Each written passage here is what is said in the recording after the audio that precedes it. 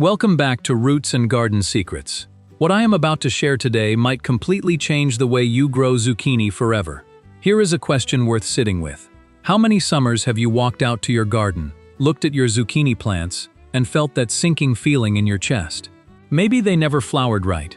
Maybe you got a great harvest for 3 weeks, and then everything just quit.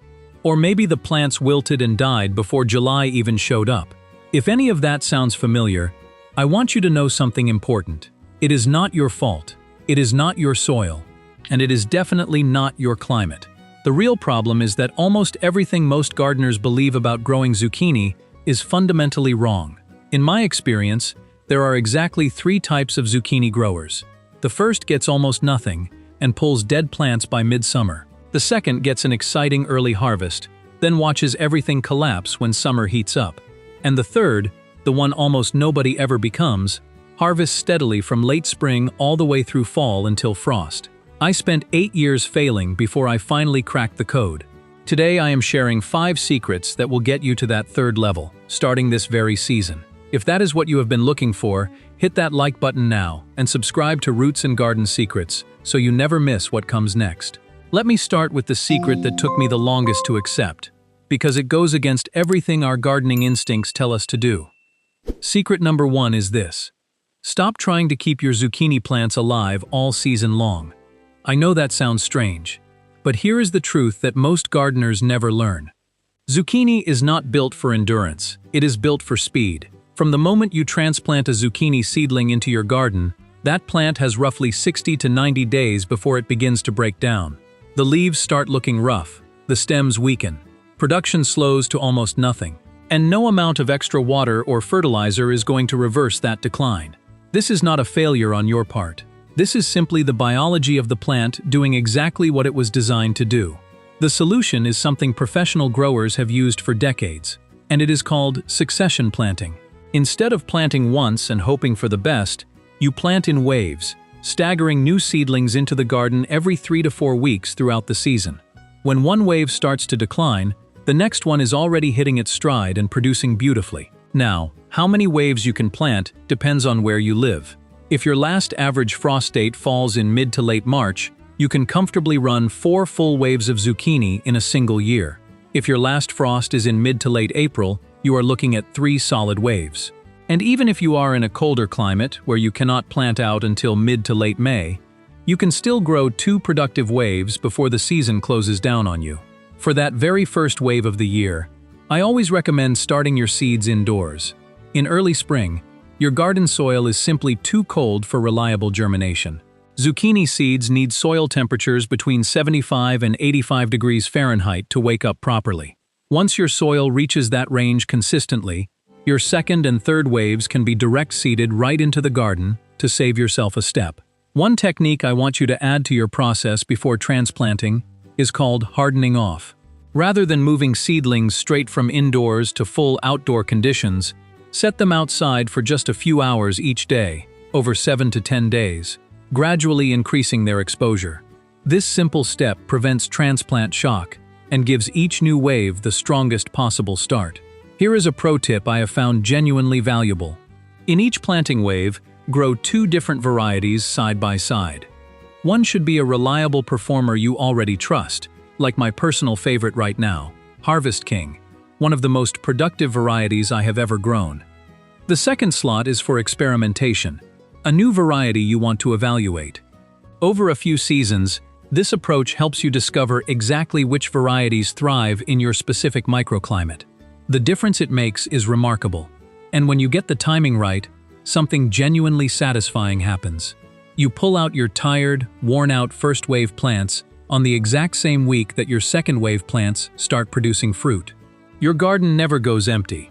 That continuity, that rhythm, is what separates a frustrating zucchini season from one that feels almost effortless. Now that brings me directly to secret number 2, and this one surprises almost every gardener I share it with. Stop thinking of zucchini as a spring and summer crop only. Some of the most productive, most problem-free zucchini you will ever grow comes from plantings made in late summer heading into fall. The reason comes down to pest pressure, specifically the squash vine borer. which is one of the most destructive insects in the American vegetable garden. The adult borer moth emerges from the soil when ground temperatures climb to around 60 to 65 degrees Fahrenheit, and it lays its eggs at the base of your squash plants in late spring and early summer. Your first wave of zucchini, planted in spring, walks right into peak egg-laying season. The damage can be devastating and fast, but here is what changes everything.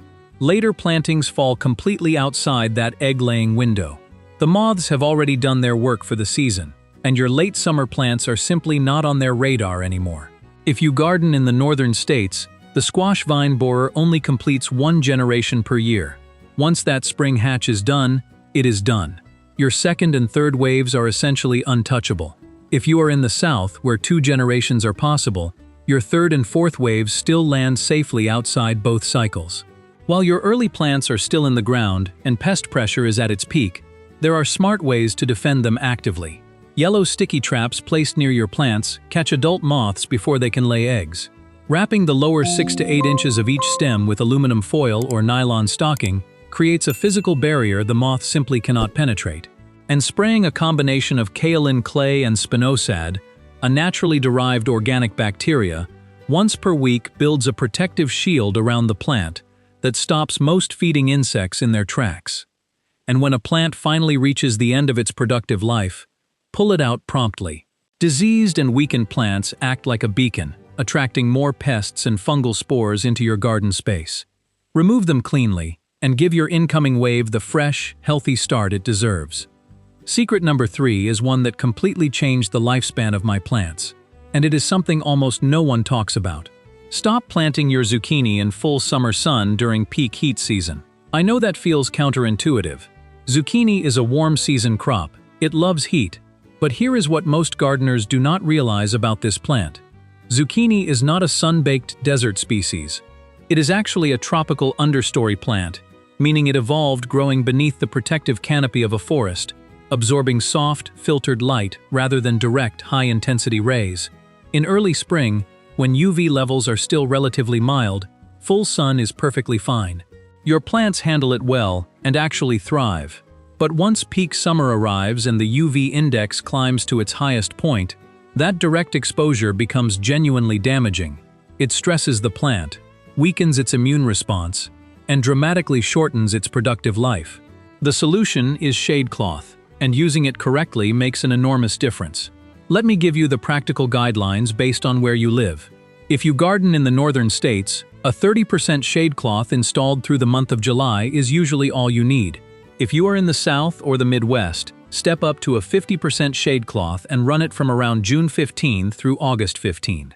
And if you are in the extreme South, places like Florida, Texas, or inland California, you may need coverage from mid-May all the way through mid-September. When it comes to color, white shade cloth does a better job of reducing soil temperature, while black shade cloth is more effective at blocking UV rays directly. Either way, install your shade cloth at least 4 feet above your plants to allow good airflow underneath. Trapping heat with poor ventilation defeats the entire purpose. When I combined shade cloth with a layer of chopped onion and garlic greens used as mulch around the base of my plants, something remarkable happened. Those zucchini plants survived well past 100 days from transplant, a personal record I had never come close to before. That combination created a cooler, better protected environment that simply kept the plants healthier for longer. Now, protecting your plants from heat and pests is only part of the equation. The other part is feeding the soil properly, because zucchini is one of the heaviest feeders in the vegetable garden.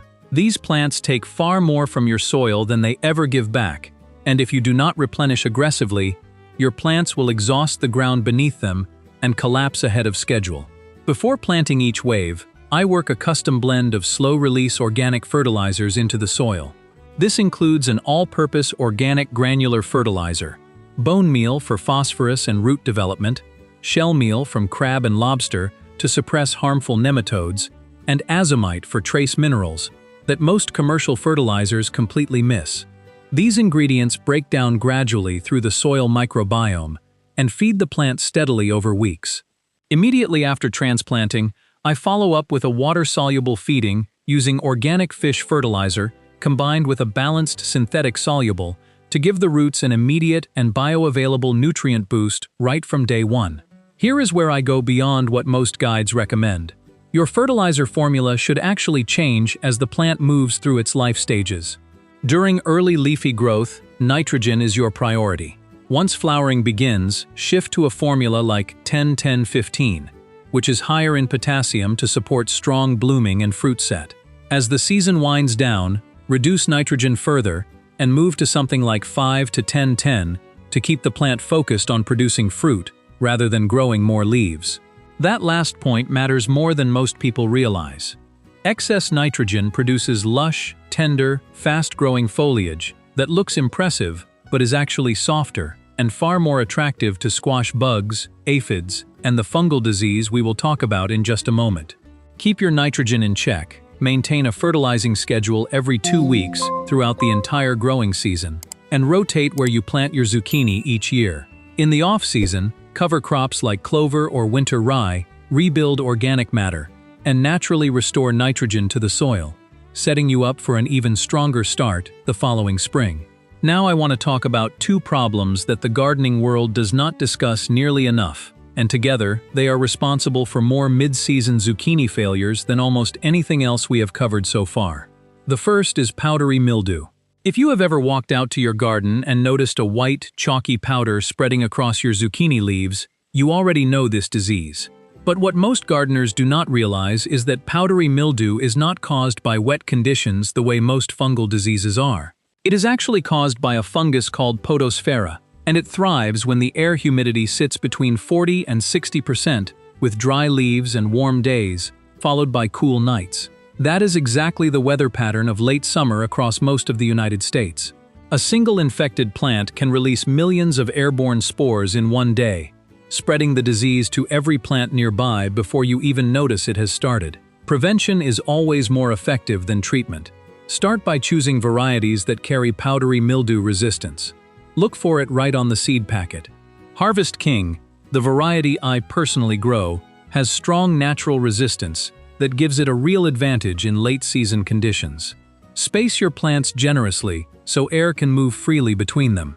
And as we discussed, avoid overfeeding with nitrogen, because soft, lush leaves are far more vulnerable to fungal infection than balanced, firm growth. If mildew does appear, do not panic. A simple spray made from 40% whole milk mixed with 60% water, applied weekly, is surprisingly effective. The proteins in the milk react with sunlight on the leaf surface and actively fight fungal spores. Compost tea is another strong organic option that floods the leaf surface with beneficial microorganisms that compete with the mildew. If the infection is more advanced, neem oil or organic sulfur dust are both approved for use on edible crops and can clear up most outbreaks within 2 to 3 weeks of consistent application. Just avoid spraying when temperatures exceed 85 degrees Fahrenheit, as both products can stress the plant in extreme heat. Now let me share something that genuinely surprised me when I first learned it, and once you understand it, you will never look at your zucchini flowers the same way again. Pollination is the hidden key to your harvest. Every single zucchini flower opens for only a few hours in the early morning, and once it closes, that window is gone for good. If a female flower does not receive pollen during those few hours, the tiny fruit behind it will shrivel and drop within a day or two. No second chances. Here is how to tell the flowers apart. Male flowers grow on long, straight, slender stems with no swelling at the base. Female flowers sit closer to the main stem and have a small, rounded bulge right at their base. That little bulge is the embryonic fruit waiting to develop, but only if pollination happens in time. To attract the bees that do this work naturally, plant borage, nasturtium, rosemary, and oregano in or around your garden. Bees are drawn to these plants first, and once they are in the area, they will gladly move to your zucchini flowers as well. But when bee populations are low, or on overcast mornings when bees are less active, take matters into your own hands. Use a small paintbrush or a cotton swab to collect pollen from the center of a male flower, then gently dab it onto the stigma of an open female flower. Do this before 9 in the morning while the flowers are fully open. It takes less than a minute per plant, requires no special tools, and can genuinely double the number of fruits your plants set during the season. That is one of the highest return actions you can take in your entire garden. Before I wrap up, I want to share 3 final touches that pull everything together and push your results even further. The first is drip irrigation. I know it sounds like an extra step, but a single garden bed takes about 15 minutes to set up, and the payoff lasts the entire season. Drip irrigation delivers water directly to the root zone, which means your leaves stay dry, and dry leaves are your best defense against powdery mildew. Your plants also develop deeper, stronger root systems from consistent deep watering, and you will notice a real difference in how healthy and productive each wave stays throughout its life. The second tip is one of the most unexpected things I have ever tried in my garden, and it genuinely stunned me with its results. After harvesting your onions and garlic, do not throw away the green tops. Chop them up and use them as mulch right around the base of your zucchini plants. The sharp, pungent smell from those greens masks the natural scent of the squash plant itself, and squash vine borers and squash bugs rely heavily on scent to locate their targets. With that smell disrupted, they simply cannot find your plants as easily. I transplanted one wave in early April, and it was still standing strong past 4 months later. That had never happened to me before in all my years of gardening. The third habit is keeping a garden journal. Write down when you put up shade cloth, when you fertilized, and when each planting wave went into the ground. After 2 or 3 seasons, those notes become your personal blueprint, a guide built specifically for your yard, your soil, and your climate. So let me bring everything together. The 5 changes that will transform your zucchini season are succession planting in waves, embracing fall as a prime growing window, using shade cloth during peak UV months, feeding your soil with the right nutrients at the right time, and actively protecting your flowers and plants from both disease and pests. Zucchini is not a plant you set and forget. It is a living system that rewards the gardener who pays attention and adapts with the season. I would love to hear from you in the comments below. Tell me which of these secrets surprised you most, or share what has been your biggest zucchini challenge over the years. Every story matters in this community, and we all grow better together. If you found value in this video, please hit the like button, subscribe to Roots and Garden Secrets, and ring the notification bell so you never miss what is coming next. Because every new season is a fresh opportunity to do better than the last. And with these tools in your hands, your garden will never run out of zucchini again.